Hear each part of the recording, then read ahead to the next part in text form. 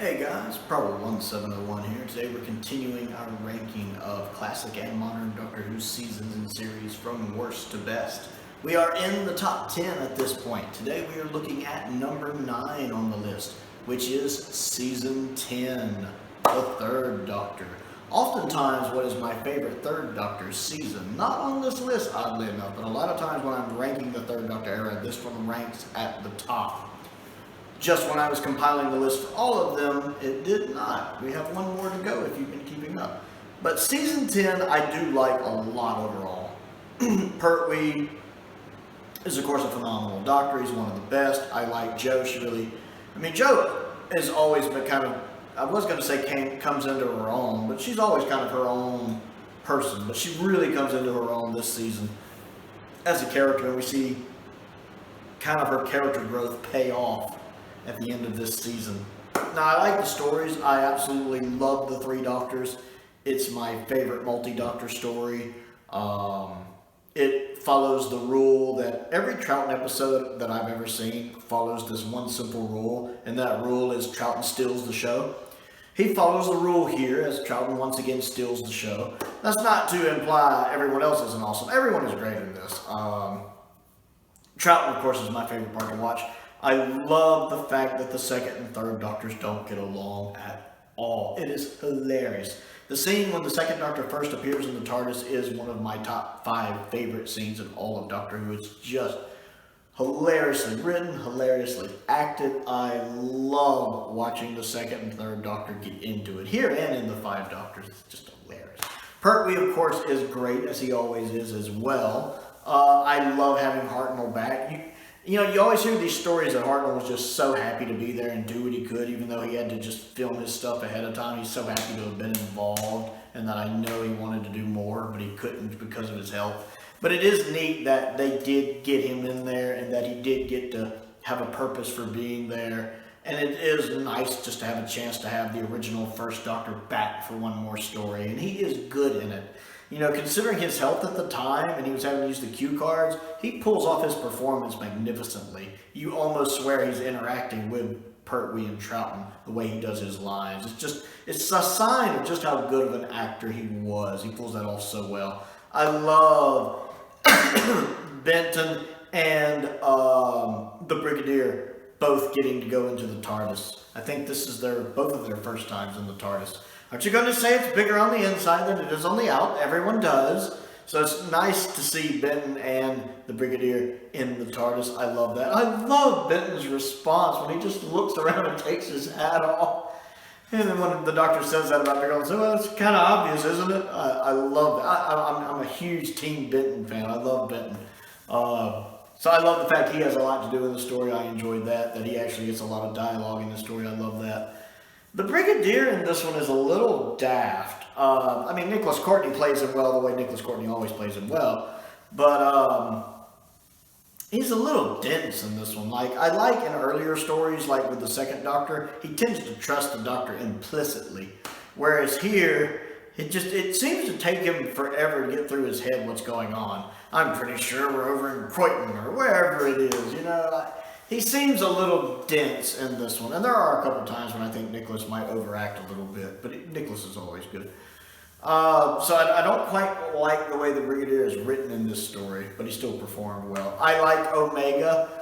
Stephen Thorne is over the top, but he kind of has to be considering the outfit he's wearing with the exaggerated movements and all of that. And then, of course, his voice is perfect for the role, because Omega strikes me as this very egotistical, arrogant, full of himself character that only exists because his will insists he exists. So the way he has that booming voice of his is perfect. I am Omega. That's perfect for it. Now, it hurts me in other stories when Stephen is voicing characters and it's still that same voice, like in The Daemons and in Hand of Fear, because I associate that voice with Omega so strongly. That when I hear it in other stories, it kind of pulls me out of those stories. But here it's perfect. It's spot on. So he does a good job there. Jo is great. Jo is great. Let's put it that way. Jo is great. Katie is great as Jo. I enjoy the location where oh look, they're in a quarry again. How fitting for an anniversary episode, and I do consider it an anniversary episode. Celebrate the 10th season. I love the Three Doctors. It's such clever dialogue and interplay, and I like the story. I enjoy it. Plus, we see the Doctor get the ability to time travel back. And then we have Carnival of Monsters, which could be the most underrated story in all of classic Doctor Who. Now, not by classic Doctor Who fans, because I think most of us know it's a phenomenal story. I think it gets lost in the shuffle with people who started with the modern show, who are going back and trying to experience the classic show, but they're just hitting the cliff notes. Because for me, Carnival of Monsters doesn't come up like other stories that are just as good or maybe a little better do. You know, like people coming back to watch classic Who, they might just be hitting the cliff notes. So they're going to watch like most Doctor's first stories and last stories, or just the ones they hear names of. Like they're going to watch Genesis, they're going to watch Caves, they're going to watch An Unearthly Child. You know, they're going to watch something with Troughton, I'm sure. Probably one of the Dalek stories if they can handle animations. They're going to watch Tomb of the Cybermen. They're going to watch Spearhead. They're going to watch Terror of the Autons, Reintroducing the Master. You know, all of these more well-known stories, Inferno, etc. And for some, and the multi-Doctor stories, because they're multi-Doctor stories. But I feel like Carnival of Monsters is just as good as most of those, but it gets lost in the shuffle. It doesn't come up as often in conversation, which is a shame, because Carnival of Monsters is phenomenal. It is one of the masterpieces of Doctor Who. I consider it essential Doctor Who viewing. It might not have the Daleks or the Cybermen or the Master, and it might not have something that affects Doctor Who's lore, but it's just a phenomenally good story. Joe and the Third Doctor are phenomenal in it. I mean, John and Katie are doing a fantastic job with them. But I really like the guest cast. I love the fact that the aliens with the blue-gray skin on it, I love the fact they have their own form of speak, like they have their own form of dialect that they speak. I like that. I like that we're in a culture where they talk slightly differently. You know, one has twinges, little things like that. I love that little attention to detail. The actors playing them do a good job, especially the one that's kind of trying to turn against him, who I think played a Time Lord in another episode.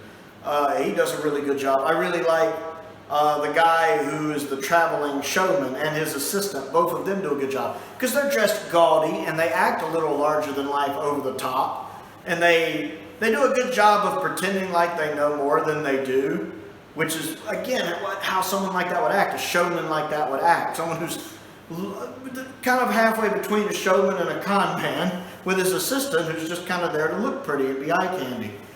They pull off those performances so well, and it's nuanced at times, but they do a really good job with it. I love the sets look good. I really like inside the little rotoscope thing. I like the way that looks. A lot of the interiors of it are really good. I love the scenes with the Drashigs. I like the Drashigs. That is a really cool invention. You know, it's just an animal that's like a snake crossed with a dragon that hunts by instinct, and once it gets your scent, you know, it'll chase you even outside of their own area. I like them as a concept. I think they're executed well, especially by Classic Who standards.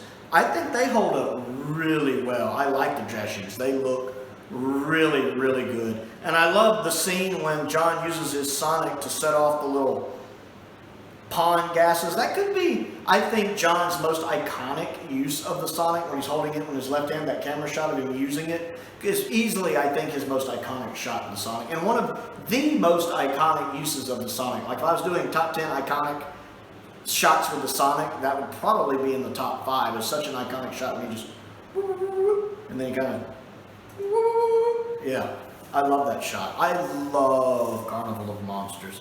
Now, the reason this isn't higher is twofold here. I like Frontier in Space a lot. My main gripe, and there's two. One, it's too long. I feel like it would have made a better 4-parter. Them getting captured, getting released, getting captured, getting released. That doesn't bother me as much, but I still think you could have made it a 4-parter. I love having the Master back here. It ends a little too abruptly because it has to lead into Planet of the Daleks, which I find Planet of the Daleks a little underwhelming, and that kind of affects this here. If this story could have came to a proper conclusion on its own, it would be higher. Still a good story. I actually really like the story, but since it has to tie in with Planet the ending is rushed. And the biggest tragedy of that is we don't get a very good send-off for Delgado's master in this episode. And tragically, it was his final performance since Roger Delgado passed away in that car accident in 1973, just a few months after this was broadcast. Sadly, so it is his final story as the master. And it's just such an abrupt exit. I mean, even just for the episode, it's an abrupt exit, but with all of that taken into context, that it was his final performance, it always bothers me that his final scene's just not more appropriate, in my opinion. And it just, as a story too, the story just ends too abruptly because it has to tie in the planet. But it's still a great story. I love the design of the dragons or whatever they're called. I like that they brought back the ogre or whatever they're called. Not ogre. I'm thinking of Stones of Blood, but whatever the ogre people are called. I like that they brought them back from Day of the Daleks. They're a pretty cool little makeup design. So I enjoyed that one. Planet of the Daleks is the weak point for me, and the reason why this is not the highest Pertwee season. I don't dislike Planet of the Daleks. It's perfectly watchable. I've watched it several times. It's too long. It needs to be a 4-parter, and it's not that interesting to me. I like the fact we see the Thals again. How come nobody at Modern Who never brings the Thals back? I like the Thals. And it's like Modern Who forgets the Thals are a thing. So I love the fact that they're here, and I love the fact that Bernard is back playing them. I like him. I can't remember Bernard's last name, but I like him because he's also in The Mind Robber, and of course he's also in the War Games as one of the Time Lords that exiles the Doctor. I like him. He just has that gravitas to that deep voice of his. I like him as an actor. And so it's nice to see him back as one of the Thals here. All of them do a pretty good job, though. I like that. The set design for the jungle is good. I mean, it can't hold a candle to the jungle in Planet of Evil. Now that's a jungle. But the jungle is still fine. Some of the stuff with Jo kind of drags on with her getting infected by the fungus and then having to get saved. And then the whole invisibility thing goes nowhere. I get that you're saving budget with it. But I love the cliffhanger when they find the Dalek, the invisible Dalek, like the end of episode 1. It's a great cliffhanger. If you're watching it with the original effects, the updated effects, that cliffhanger doesn't look as good. It looks much better with the original effects. But they never go anywhere with it. And then the Spyrodons, or whatever they're called, who, they're supposed to be invisible, but they always wear the coats. I feel like that was a half-baked idea that didn't get fully realized. And then, of course, the Daleks switched to using the disease thing afterwards. I don't know. This one feels like it needed another polish on the script. It's still good. Okay to good. I enjoy it. But it's the only story, too, where I prefer the original effects. There's a couple spots where I think the updated effects look better, like the Dalek eye, because it has more peripheral vision. But for the most part, I prefer the original effects, like the Dalek ship landing. The original effects just look better. This is the only one that has optional updated effects where I always watch the original effects now. Always. I just prefer them. All of the others, I'll go with the updated. Again, it's always been my least favorite of the Pertwee stories. Because I prefer Day of the Daleks, the regular and the special edition, and I prefer Death to the Daleks. One, both of them are 4-parters, and they both realized they only needed to be 4-parters, which they did, and they are. Whereas Planet of the Daleks is a 6-parter that really needed to be a 4-parter. Really. It needed to realize it just needed to be a 4-parter, and I think that would have worked better. There's too much filler in there that could be cut out. A lot of the stuff with Jo could have been cut out. Still good, though. And I do love seeing the Supreme Dalek, the one that's from the movies that's been redone a little bit. He looked cool. And I love the Green Death. The Green Death is phenomenal. Again, it's one of those masterpieces that every Doctor Who fan needs to see. The one with the maggots.